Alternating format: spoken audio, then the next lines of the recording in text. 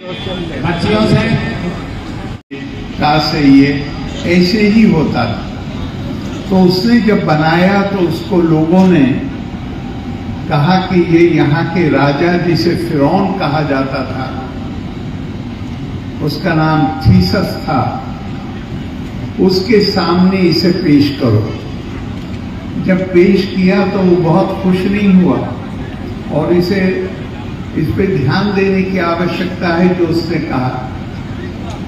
कहा हरवीज तो बहुत तुम्हारे अंदर कौशल है, लेकिन ये जो काम तुमने किया है इससे लोगों को, उसने कहा स्मरण शक्ति जो है ये प्रकृति का बहुत बड़ा उपहार है मानव जाति को, और इसके लिए लोग अपने मानस का प्रशिक्षण करते हैं। लेकिन अब तुमने ये वर्णमाला बना दी, अब लोग वो काम नहीं करेंगे और वो चीजों को याद रखने के लिए लिखने के बाद अपनी स्मरण शक्ति को थोड़ा अनदेखा करते चले जाएंगे। ऐसा नहीं हुआ दुनिया में। पुस्तकें जब छपना शुरू हुई तो आज की तारीख में आपको पुस्तकों का नाम याद रखने के लिए भी अपनी स्मरण शक्ति का प्रशिक्षण करना पड़ता है। और भारत तो ज्ञान की संस्कृति है।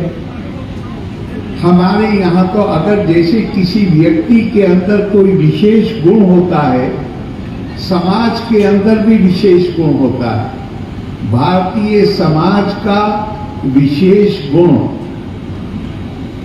ज्ञान की परंपरा है। हमारे यहाँ कहा गया है तपा स्वाध्याय निरतम। कोई क्षण भी बेकार नहीं जाना चाहिए। हमें ज्ञान अर्जन के काम में लगा रहना चाहिए।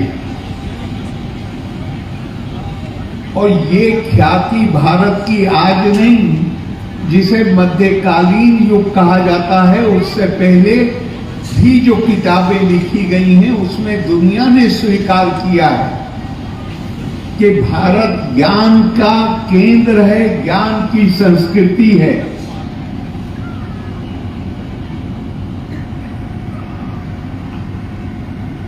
हमने भाषा को भी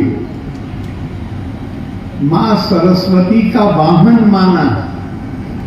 हमारी जो सांस्कृतिक विरासत है वो हमें कहती है कि किन्हीं भी लोग, इसलिए कि ये देश